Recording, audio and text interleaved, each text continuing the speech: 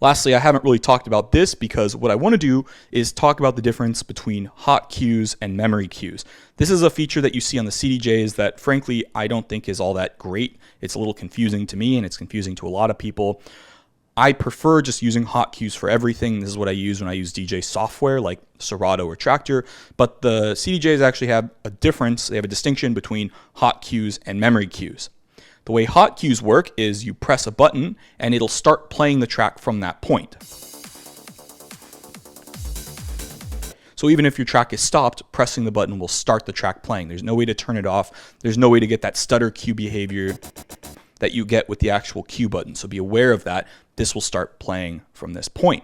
You can access your 2 banks of each of 4 hotcues by pressing these bank buttons. So A through D is basically called by pressing this button, and E through H or 5 through 8 are accessed by pressing this button. To set a hotcue, you press the button, and to delete it, you hold down this shift button and press the button again. So of course, if you want to go ahead and set a cue at the beginning, we just have to press the button and it'll set it. And then of course, pressing it again will start playing the track. So that's typically used while your track is playing or to jump around to different points of the song. If you're actually looking for places you can actually mix into the track, that's what the memory cue button is. So memory cues work a little bit differently. To set a memory cue, what you need to do is press the cue button first, and then you press the memory button. It'll store that as a memory cue. And then what we can do is find another point that we would like to set a memory cue. So maybe I'll set it here on the hot cue B. Once again, press the cue button and then press the memory button, and that will store it as a memory cue. Let's do one more at point C, hit cue and hit memory.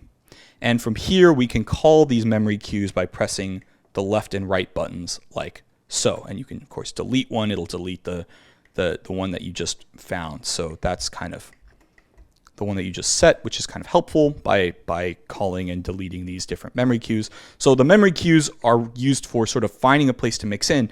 But one thing to be very aware of, be very clear about this, is while the track is playing, if you press the next cue button, what'll happen is it'll actually stop the track. It'll jump there and stop the track. So I typically will set a memory cue at that second cue point, in particular one at the beginning and one at that second cue point, because I like mixing it in from that point. I don't usually set them more than that, but that's just important to be aware of. When we start doing some more mixing, that'll be really important, a really important distinction here.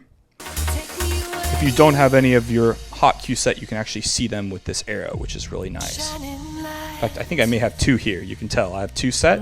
So let's just go ahead and delete that one that we don't need. So we only have those. And the one that's selected is the one that you see in white, which is pretty helpful.